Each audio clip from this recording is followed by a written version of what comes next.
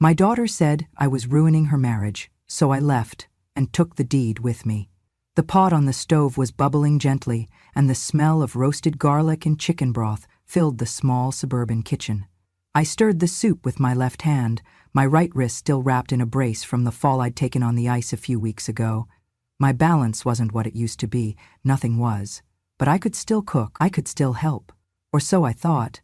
Ellie stood near the counter, arms crossed, eyes narrowed in that way she used to do when she was a teenager and didn't get her way. But now she was 33, married, a mother herself, and the look in her eyes wasn't frustration, it was something colder, final. "You know what, Mom?" she said sharply. "You can just go. I can't afford to take care of you. You're a burden. I'm done." I stopped stirring. My heart thudded, slow and deep. She wasn't finished. "Please, just let me live my life. Let me breathe. I'm not your child anymore, and I don't owe you everything. I can't be your retirement plan." The words landed like stones. I turned to face her. "Ellie," I said quietly, "what are you talking about? I'm not asking you to take care of me. I've been trying to help." "That's the problem," she snapped. "You're always helping, always giving your opinion, rearranging the kitchen, correcting the way I talk to Noah. You act like this is still your house, but it's not. This is my home, my marriage, and you're ruining it." She didn't shout the last part, but it hit me harder than any raised voice ever could. "You're ruining my marriage." Behind her, Jake walked in from the garage, setting his keys down on the counter like nothing was happening. He glanced at us, sensed the tension, and opened a beer without a word. I looked at him, hoping he'd say something, defend me, diffuse this. He didn't. He took a sip, turned, and left the room. I didn't know what hurt more, Ellie's words or Jake's silence. I turned off the burner and set the spoon down, my hand trembling slightly. I thought of all the times I'd held her through the night when she had the flu, all the scraped knees I'd kissed, the school lunches I packed, the times I'd gone without so she could have new shoes or braces or summer camp. When her father died, just like that, no warning, heart attack at 42, I'd promised myself I'd raise her strong and safe. I took night shifts cleaning offices, day shifts at the local diner, and even did hair in our garage on weekends. I never remarried. I didn't want to risk bringing in someone who'd hurt her. She was my entire world, and now she was telling me to get out of hers. I moved in just 6 weeks ago, after the fall. The doctor said it would take at least 2 months for my wrist to heal. Ellie said, "Of course, Mom. Come stay with us. We'll take care of you." I'd been grateful, so grateful, but I didn't want to be a burden. I tried to pull my weight. I did the cooking, the laundry, picked up after Noah, paid the electric bill last month when Jake forgot and the shutoff notice came. I never complained. Jake didn't like me much. I saw it early on. He was polite when we first met, back when he was dating Ellie, but after the wedding, that changed. He had a way of looking through me, like I was part of the furniture. He never shouted, never cursed, but there was an undercurrent in his tone that made me feel unwelcome. Ellie used to defend me, but slowly she started mimicking him. Little things. "Mom, I'll handle it. Mom, please don't. Mom, Noah." I swallowed it all, bit my tongue, thought if I worked harder, was more helpful, they'd be grateful. Instead, they resented me. I walked to the sink, rinsed my hands, and looked out the window into the backyard. The swing set I bought for Noah last Christmas sat unused. He was inside most days now, glued to his tablet, barely noticing when I called him for snacks or stories. I dried my hands on the dish towel and turned back to her. "I didn't know you felt this way," I said. My voice sounded small but steady. "I thought I was doing something good, something kind." "You were," she said, her tone softening just slightly. "At first, but it's too much. We need space. Jake and I are struggling, and your being here, it's just making it harder." I nodded. That was all I could do, nod. Then I went to my room, the guest room, and closed the door. That night, I didn't eat dinner. I didn't cry either. I just lay in the bed I didn't pick, under a quilt I didn't make, in a house I used to own. Yes, used to own. This was the home John and I bought when Ellie was 4. It was smaller then. We built onto it over time, added a deck, remodeled the kitchen, planted that big maple tree out front that dropped golden leaves every fall. When Ellie got married and pregnant with Noah, they were living in a cramped apartment. Jake had just lost his job. They were drowning. I gave them the house, signed it over. It's yours now, I told her. For the baby, for your future. She cried and hugged me. I thought I was doing the right thing. But now I realized I'd given away more than a house. I'd given away my place in it. The next morning I woke up before anyone else. I sat at the kitchen table with a cup of lukewarm coffee and stared at the cabinets I once painted yellow. Then I went to my closet, pulled out a small fireproof box I'd kept hidden, and opened it. Inside was the deed. My name was still on it, in fine print, under a clause I insisted on when I signed it over. Lifelong right to reside. It was a tiny line, something they forgot, something I didn't. That morning I made a quiet decision. If I was no longer welcome here, then neither was the gift I gave. And some things, like dignity, aren't gifts, they're rights. And I was ready to reclaim mine, quietly, firmly, without asking, without begging, just like they taught me. The first time I stepped into that house, the one with the red shutters and the creaky porch swing, I was 27 years old and pregnant. John had just gotten a promotion at the plant, and we pooled every cent we had, his savings, my tips from waitressing, a loan from his uncle, to buy that little 2-bedroom bungalow at the edge of town. It was nothing fancy, just old siding and linoleum floors. But it was ours. We painted the nursery together. I planted lilies out front, and John built the swing with his bare hands. I remember how he stood back afterward, chest puffed, arms crossed, and said, "Someday we'll grow old here." He didn't make it to old.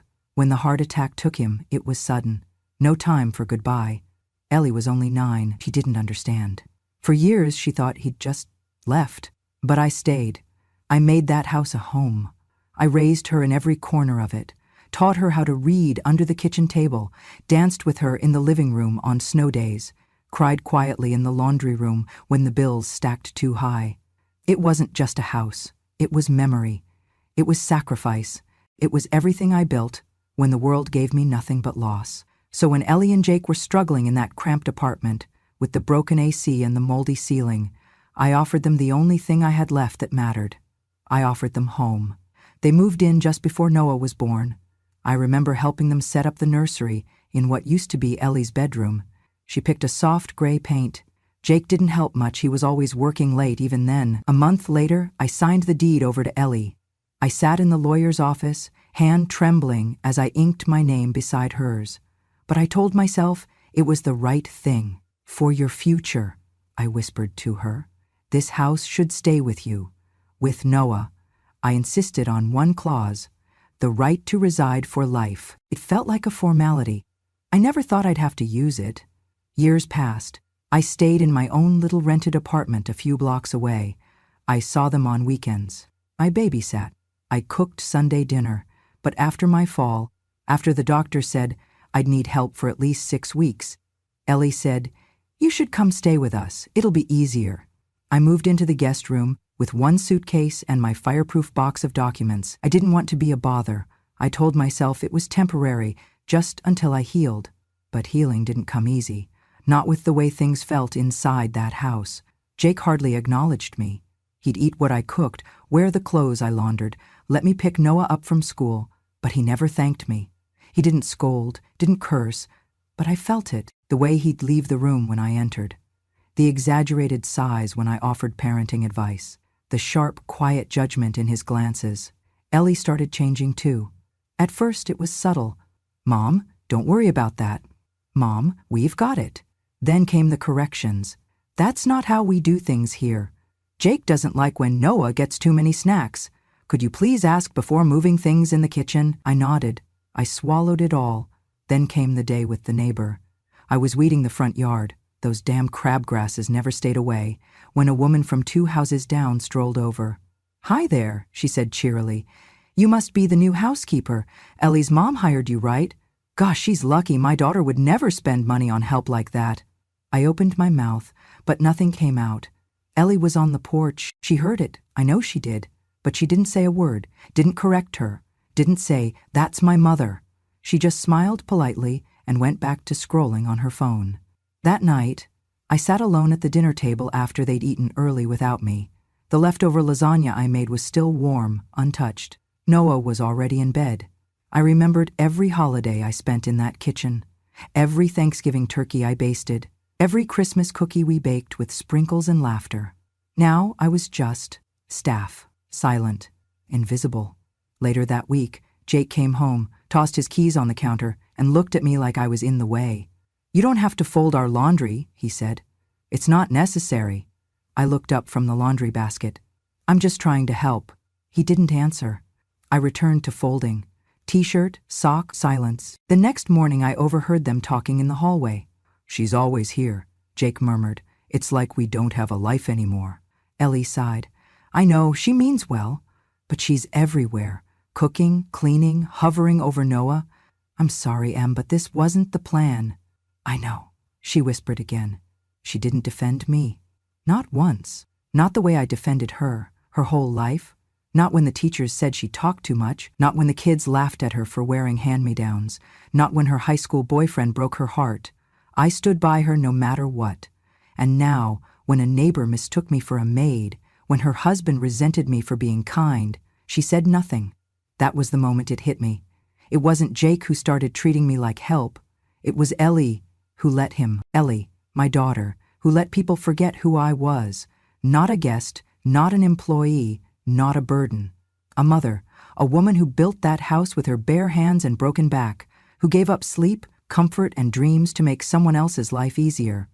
But in this home, my home, I was no longer seen. That night, I closed the door to the guest room and sat on the edge of the bed for a long time. I didn't scream. I just stared at the walls and realized the house may be mine on paper, but I was no longer welcome in it. And the person who made that true wasn't Jake. It was my own daughter, the first one to forget. It was a Tuesday morning when I offered to take Noah to school. He'd been dragging his feet every morning, grumbling about the cold and the early wake-ups, and I thought maybe, just maybe, I could help make his mornings easier. "I can drive him," I told Ellie over breakfast. "It's no trouble at all. I'm up early anyway." She didn't look up from her phone. "That's okay, Mom. We've got it. But if I take him, you and Jake could—" "Really? It's fine." Her voice was clipped now. Final. Jake walked in at that moment, dressed in his usual work shirt, tie a little crooked. I tried again. "Jake, I was saying I could drop Noah off just for a few days, give you both some space." He didn't even look at me, just said, "That's not necessary," and walked past me to the coffee machine. No thank you. No explanation, just a cold dismissal. I stood there, one hand holding a dish towel, feeling like I'd offered something shameful instead of help. That was the beginning of it. The quiet shutting out. First it was little things, like how they stopped telling me what time dinner was. I'd cook all afternoon, and by the time I came out with the roast or the casserole, the dining table would be empty, the dishes already rinsed. One night, I made pot pie from scratch. My husband used to love it, flaky crust, creamy filling, not too salty. I even made a little side of cranberry sauce for Noah. When I came out of the kitchen, the dining room was bare. The TV was on in the living room. Jake and Ellie were eating takeout on the couch. "I didn't know you'd already eaten," I said. "Oh," Ellie replied, not meeting my eyes. "We figured you were resting." I nodded, said nothing, carried the still warm pie back into the kitchen, and left it on the counter. Later that week, I knocked on Noah's bedroom door after dinner, holding a book we used to read together, Charlotte's Web, his favorite when he was 5. He didn't answer. I tried the doorknob, locked. I knocked again, softly. "Noah? Sweetheart, it's Grandma. I brought a book." I heard rustling, then his voice hesitant. "Dad said I should go to sleep early. I just wanted to say goodnight." Silence, then a muffled, awkward night. I stood outside his door for a few seconds longer, then walked back down the hall. The next morning, no one said good morning. Jake left for work without a word. Ellie came downstairs late, grabbed her coffee, and left her empty mug in the sink. They stopped asking if I needed anything. They stopped checking if I was okay. It was as if I'd become furniture, an outdated fixture no one knew where to store. I tried to tell myself it was just stress, that they were overwhelmed, that they didn't mean to be cruel. But the truth was, my presence was no longer welcome. I wasn't their mother. I was their problem. The house grew quieter, colder. I stopped cooking. They didn't notice. I stopped folding their laundry. No one thanked me. I stopped waiting up at night. No one came to say goodnight. And then came the night I heard them. It was past midnight. I couldn't sleep, so I went to the kitchen to make tea. As I passed the hallway, I heard voices, low, tense. Jake's voice first, sharp, tired. "This isn't working," Ellie sighed. "She's trying. I think she means well." "I don't care if she means well. I can't breathe in this house, Em. Every corner I turn, she's there, watching, judging, rearranging everything. It's like we're living with a ghost who won't shut up. She's my mom. She's our problem." Silence. Then Jake again. "We need to do something. This isn't a retirement home." More silence. Then Ellie's voice, soft, almost defeated. "Maybe we should look into assisted living." "Somewhere close, somewhere nice," Jake scoffed. "Sure, if we can afford it. She doesn't even pay rent." I stood frozen in the hallway, one hand clutched to the stair rail, tea forgotten, assisted living. Somewhere nice, somewhere to send me. Like I was clutter, like I was trash, like I was something to be moved out of the way. I didn't move. I didn't breathe. And that's when I realized this wasn't temporary. This wasn't about healing or space or stress. They wanted me gone. Not just from the guest room, but from their lives. And for the first time in my life, I didn't feel sad. I felt clear. I walked back to my room, closed the door softly, sat on the bed, and I thought, so this is how it ends. Not with a fight, but with a whisper behind closed doors, and the quiet turning of a lock on a room that used to be mine. The morning after I overheard them whispering about assisted living, I woke before the sun rose. The house was still, cloaked in that strange quiet that only comes before dawn. I didn't make coffee. I didn't toast bread or warm up oatmeal for Noah like I usually did. I just packed, quietly, deliberately, one small suitcase, a few changes of clothes, my medication, my old Bible, a photo of John and me on the front porch back when the house still felt like home, and the fireproof box, the one they had forgotten even existed.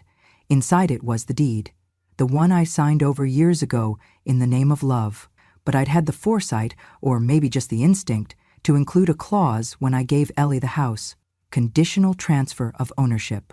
The condition?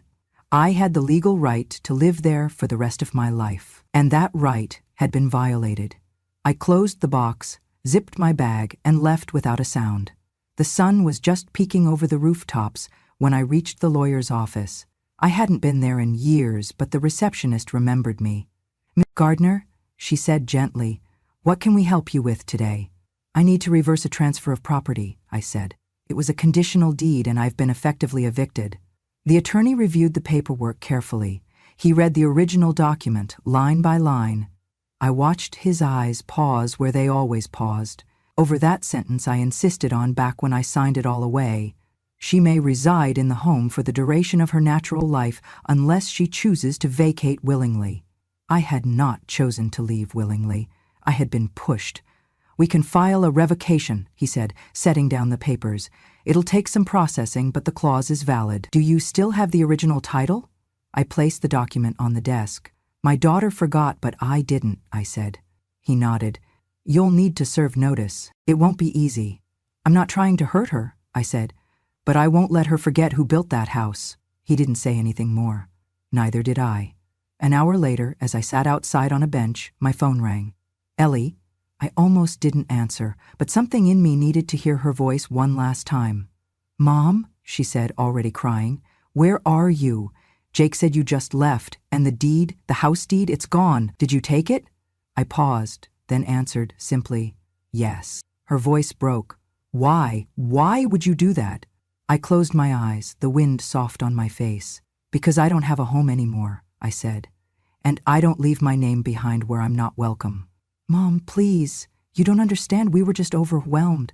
Jake didn't mean—" I cut her off gently. "Don't blame Jake, Ellie. This isn't about him. This is about you. You stood by while they locked doors, ate without me, spoke of me like a chore, and you said nothing." She didn't answer, so I finished. "I'm not angry. I'm just done." Silence, then a soft sob. "Are you coming back?" "No," I said. "Not now." She tried to say more, but I ended the call, not out of spite, out of peace. That afternoon I handed over the revocation papers to the county office. By law, Ellie would be served within the week. The house was no longer hers, not fully, and it never should have been. Not without memory, not without honor. I didn't raise my voice. I didn't curse her name. I just let the law do what love no longer could: protect me. The cottage I found wasn't much, just a small one-bedroom home tucked between two sycamore trees on the outskirts of a quiet town. The kind of place where people still wave when they pass by and the postman knows your name. The rent was cheap, the neighbors polite, and the silence, it was the kind that wrapped around you like a quilt. I planted tomatoes in the backyard and rosemary by the window. I baked pies twice a week, peach on Wednesdays, apple on Sundays, and sold them at the farmer's market down on Main Street. The local hardware store let me put out a basket of crocheted dishcloths and hand lotion tins I made with lavender from my tiny garden. It wasn't much, but it was mine.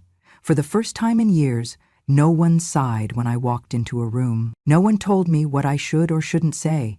The walls didn't whisper against me. The doors didn't lock themselves behind me.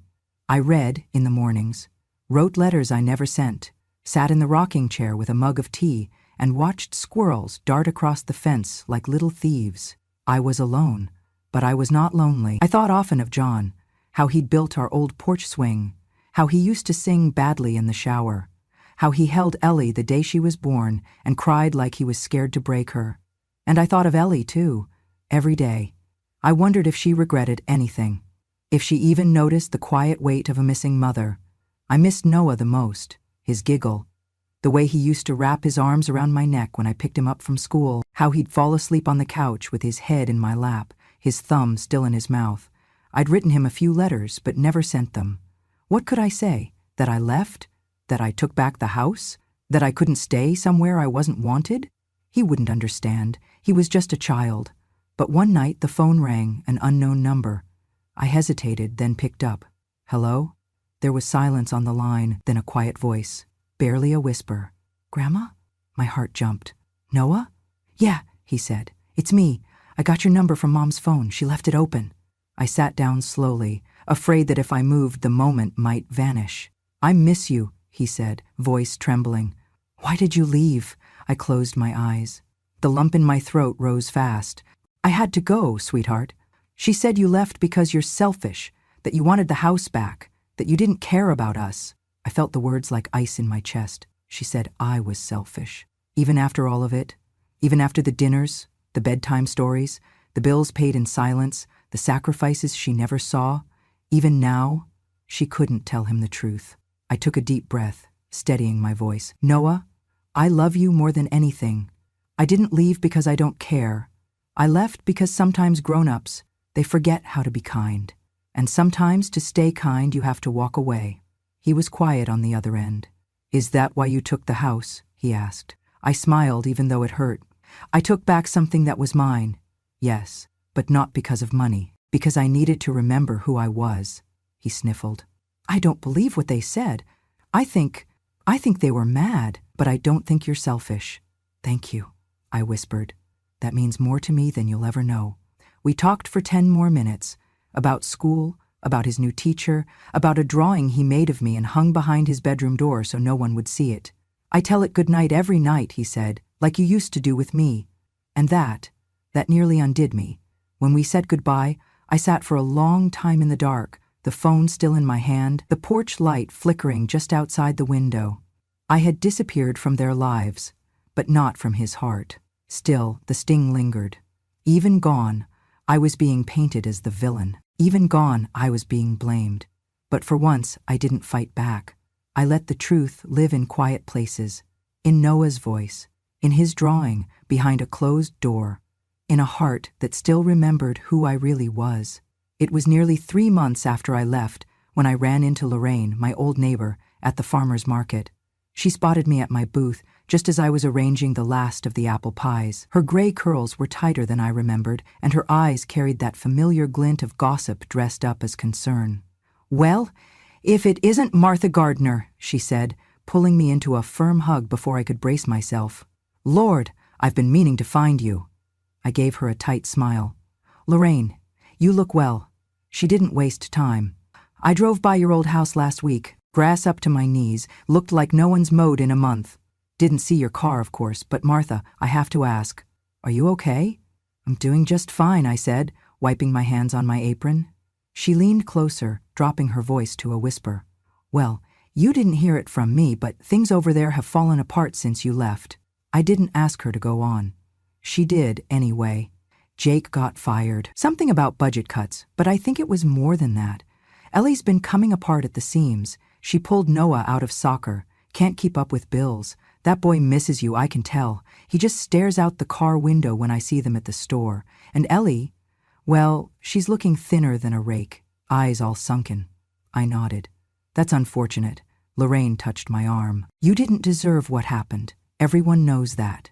Did they, I wondered? Or did they only say so once the cracks began to show? I thanked her, sold 2 pies, and packed up early. I didn't know what I was feeling. Vindication? Sorrow? Guilt? But I knew I needed air. That evening, as I was watering the rosemary, I heard a car pull into the driveway. My cottage didn't get visitors. I froze, hose still in hand. As the car door opened, Ellie stepped out. She looked nothing like the woman who'd last spoken to me, with ice in her voice and fire in her eyes. Her blouse was wrinkled, her hair unwashed. She walked like her legs barely remembered how to hold her weight. She stood there for a long moment, clutching her purse with both hands. "Hi, Mom." I turned off the hose and set it down. She walked up the short path to my porch, but didn't come any closer.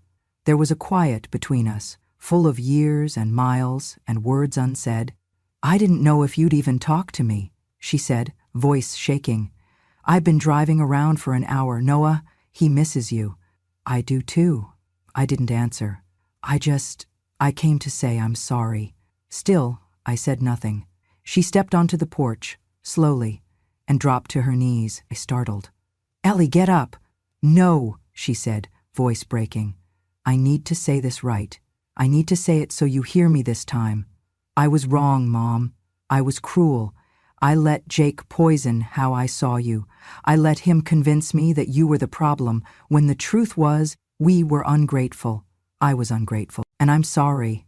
Tears fell from her chin onto the porch boards. I stood still, arms folded, heart cracking in places I didn't think could break again. "Mom," she whispered, "please. I miss you. I miss your cooking, your stories, just your presence in the house. It's not a home anymore. It's just walls. I thought I was making space for our marriage, but I was hollowing out the only place that ever had love in it." I took a breath, steady and deep. Then I said, "Are you sorry because I was hurt, or because I'm no longer around to give you what you lost?" Her head lifted. I continued, "Because the moment things turned hard, suddenly the mother you pushed away is valuable again? Is that it? Do I only matter now because the bills are stacking up, and Jake's gone silent, and the house feels cold?" "No," she said, shaking her head. "No, I swear, that's not it." I raised an eyebrow. "You let my grandson believe I left out of selfishness? You didn't correct him.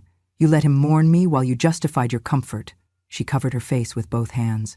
I looked at her, this grown woman I had once held in my arms, once tucked into bed with lullabies, once shielded from a world that never gave me half the love I gave her, and still, I wasn't angry, just clear. "I'm not coming back, Ellie," I said softly. Her shoulders trembled. "I know. I'm not reopening that door. I closed it for a reason. You don't get to knock now just because life taught you a lesson." "I know," she whispered again. "But I had to try." "You did more than try," I said. "You showed up. That matters. Not for me, but for Noah." She looked up. "Can he come visit?" "Yes," I said. "Any time." I stepped forward then, helped her to her feet, handed her a tissue from my apron pocket, wiped a bit of dirt from her cheek like I used to do when she was little. Old habits don't die, they sleep. "I don't hate you," I said. "I just can't pretend you didn't break something sacred." She nodded, tears still falling. "I'll make it right," she promised. "I hope you do," I said. "But not for me, for him." She nodded again. "For him." She walked back to her car, slower now, like the weight she carried had a name. Regret. As the engine turned over, I turned back to my herbs, my pies, my quiet. Because sometimes truth doesn't arrive with a bang. Sometimes it pulls into your driveway, kneels on your porch, and whispers, "I'm sorry," too late for things to be what they were, but just in time for them to be something new. The letters started small, folded sheets of cream paper tucked into colorful envelopes I found at a thrift store.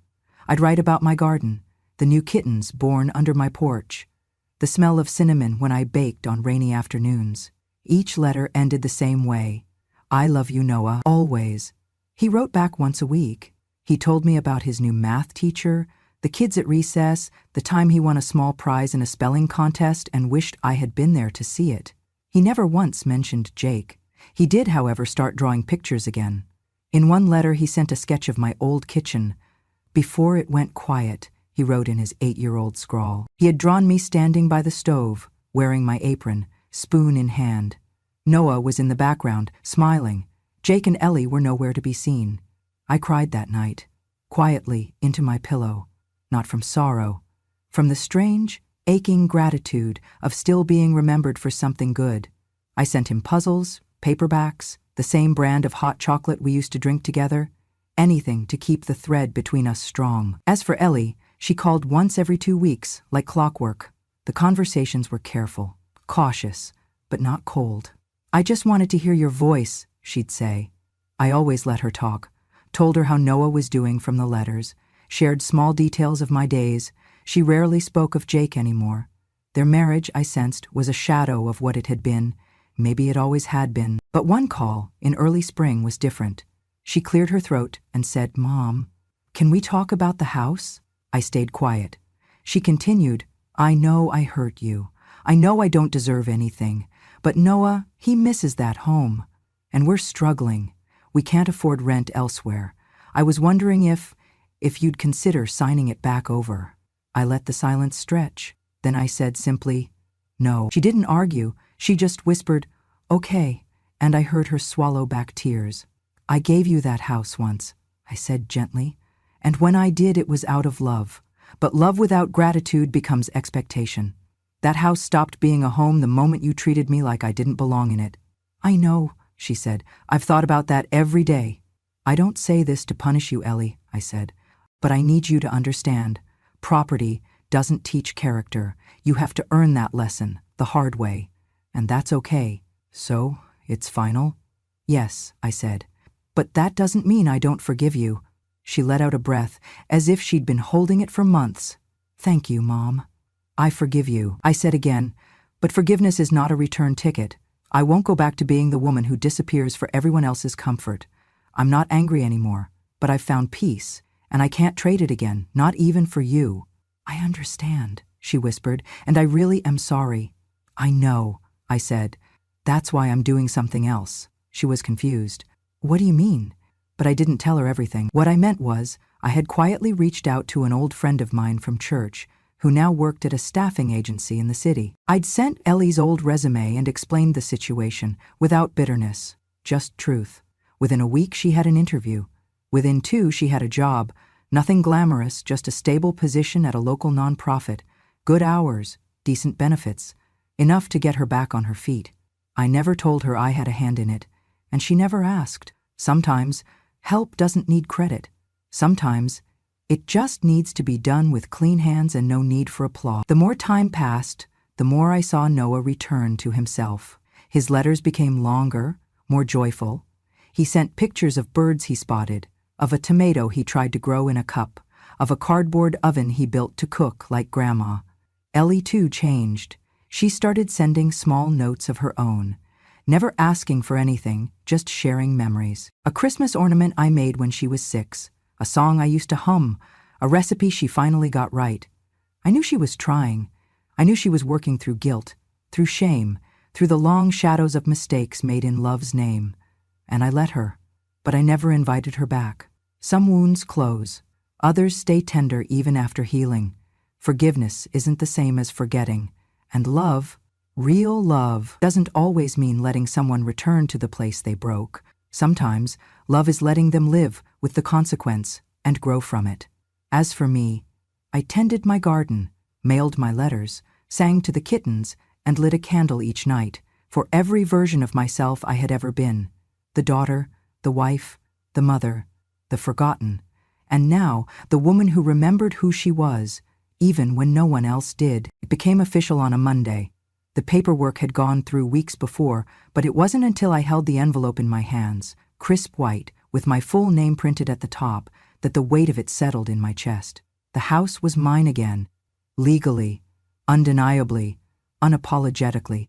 I stood in my kitchen, now painted soft yellow, with a blueberry pie cooling on the counter and 2 cats circling my ankles, and whispered to myself, "You're home." But I didn't move back. That chapter had closed. Instead, I listed the house for rent, but not to just anyone. I found a single mother with 2 children, recently evicted after her ex-husband stopped paying support. She worked long hours at a grocery store and still managed to get her kids to school each morning with clean clothes and lunchboxes. I met her at the local library. We talked over coffee. She cried when I handed her the keys. "You don't know what this means," she whispered. "I do," I said. I offered it to her for next to nothing, just enough to cover taxes and maintenance.